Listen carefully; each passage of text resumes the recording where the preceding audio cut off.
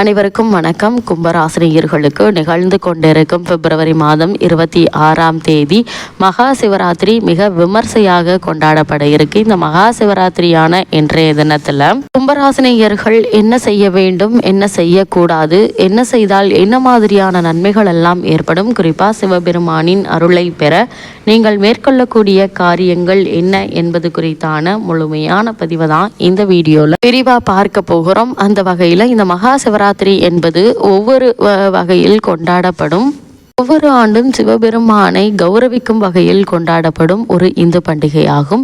இந்த நாள் சிவனின் திருமண நாளாயை குறிக்கிறது. குளிர்காலத்தின் இறுதியிலும் அல்லது கோடை காலம் வருவதற்கு சற்று முன்பு இந்த நாள் வருகிறது. இந்துக்களுக்கு இது ஒரு பெரிய பண்டிகையாகும். இது ஒருவரின் வாழ்க்கையில் இருளையும் அறியாமையையும் போக்க பிரார்த்தனை செய்யப்படுதுங்க. 2025ஆம் ஆண்டில் இந்த மங்களகரமான நிகழ்வு பிப்ரவரி 26ஆம் தேதி புதன்கிழமை கொண்டாடப்படக்கூடிய ஒரு நிகழ்வா அமைஞ்சிருக்குது. மகா சிவராத்திரி என்பது சிவபெருமானை கௌரவிக்கும் ஒரு இந்து பண்டிகையாகும்.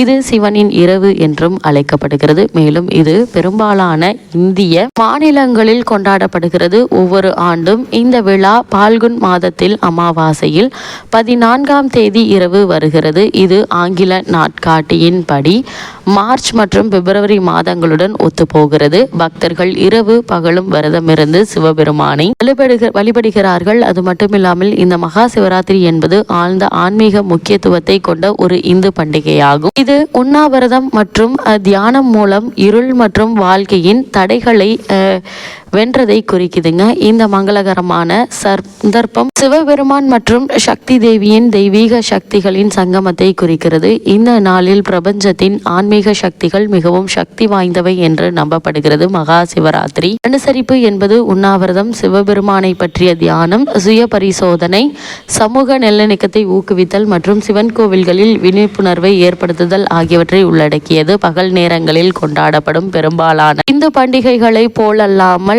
சிவராத்திரி இரவில் கொண்டாடப்படும் ஒரு தனித்துவமான பண்டிகையாகும். மகா சிவராத்திரி தொடர்புடைய பல புராண கதைகள் உள்ளன. மேலும் அதன் முக்கியத்துவம் லிங்க புராணம் உள்ளிட்ட பல்வேறு புராணங்களில் விரிவாக கூறப்பட்டுள்ளது. இந்த நூல்கள் மகா சிவராத்திரி விரதத்தை கடைபிடிப்பதன் முக்கியத்துவத்தையும் சிவபெருமானுக்கு அவரது குறியீட்டு பிரதிநிதித்துவமான லிங்கத்திற்கும் மரியாதை செலுத்துவதன் முக்கியத்துவத்தையும் வலியுறுத்தது. ஒரு புராணத்தின்படி இந்த இரவில் தான் சிவன் தாண்டவ நடனத்தை நிகழ்த்தினார். இது படைப்பு மற்றும் அழிவின் சக்தி வாய்ந்த மற்றும் தெய்வீக வெளிப்பாடாகும்.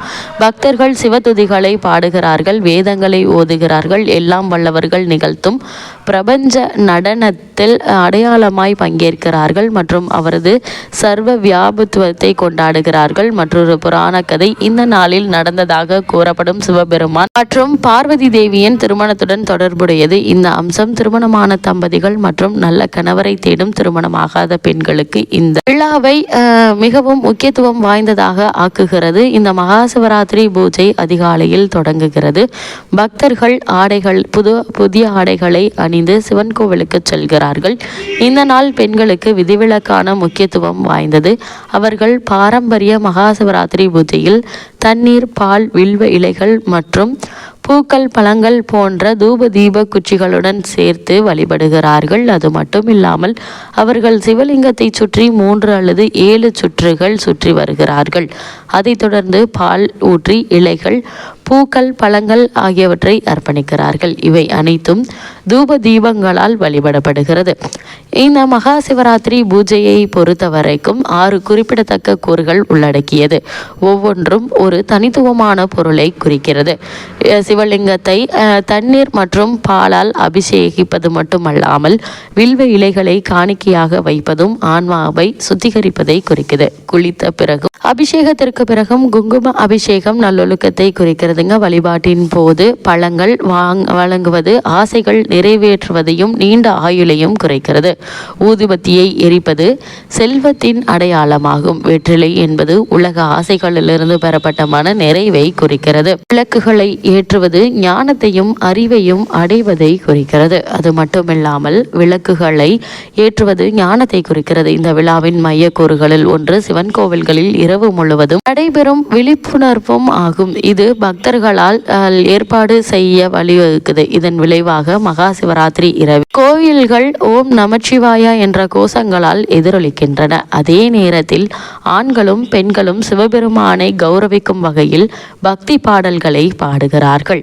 இந்த மகா சிவராத்திரி புராண கதைகள் நிறைந்துள்ளது. இந்த காலகட்டத்தை பொறுத்தவரைக்கும் அவற்றில் மிகவும் பிரபலமானது சிவபெருமானை தனது கணவராக பெற்ற பார்வதி தேவி மேற்கொண்ட கடுமையான தவத்தின் கதை. புராண கணக்குகளின்படி அவரது அசைக்க முடியாத அர்ப்பணிப்புக்கு காரணமாகும்.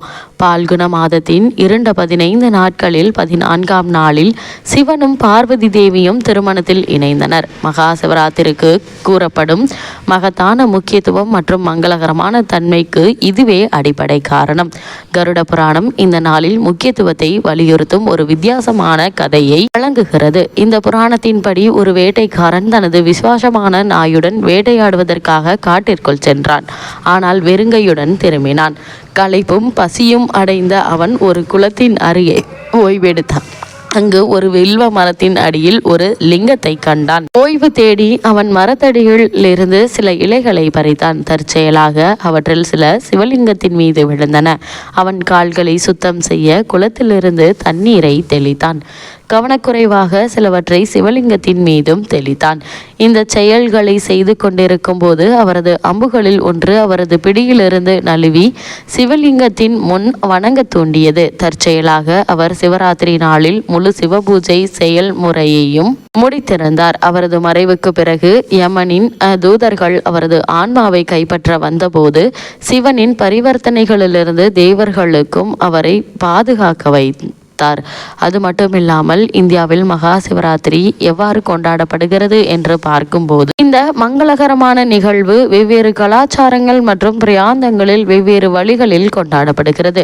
தமிழ்நாட்டில் அண்ணாமலை கோவிலில் இந்த நாள் அனுசரிக்கப்படுகிறது. சிவபெருமான் பக்தர்கள் மலையின் உச்சியில் அமைந்துள்ள சிவன் கோவிலை சுற்றி 14 கிலோமீட்டர் வெறுங்காலுடன் கிரிவலம் அல்லது கிரி பிரதட்சிணையில் பங்கேற்கிறார்கள். அதிகாலையில் பக்தர்கள் கங்கை அல்லது புனிதமாக கருதப்படும் வேறு எந்த நீர்நிலையிலும் நீராடுகிறார்கள். இதனால் சூரியன் சிவன் மற்றும் விஷ்ணுவை வழிபடுவது போன்ற ஒரு நிலை ஏற்படுகிறது. இந்த சிவராத்திரி விழாவின் சின்னங்கள் என்ன என்று பார்க்கும்போது சிவபுராணத்தின்படி மகா சிவராத்திரி வழிபாடு பின்வரும் 6 விஷயங்களை உள்ளடக்கியிருக்கும். வில்வ இலைகள் ஆன்மாவின் சுத்திகரிப்பை குறிக்கிறது. உணவுப் பொருட்கள் நீண்ட ஆயுளையும் ஆசைகள் நிறைவேறுவதையும் குறிப்பிடுகிறது. தூப தீபங்கள் செல்வத்தை பெற கடவுளுக்கு முன்பாக தூப தீபங்கள் காமிக்கப்படுகின்றன. வெற்றிலை திருப்தியை குறிப்பிடுகிறது. இந்த காலகட்டங்களில் வழிபட வேண்டிய சிவாலயங்கள் காசி விஸ்வநாதர் கோவில், சோம்நாத் கோவில், பிரகதீஸ்வரர் கோவில், கேதார்நாத் கோவில், மகாகாலேஸ்வர் கோவில், அமர்நாத் கோவில், பசுபதிநாத் கோவில் ஆகிய திருத்தலங்களுக்கு சென்று வழிபடுவது எண்ணற்ற நன்மைகளை ஏற்படுத்தும்.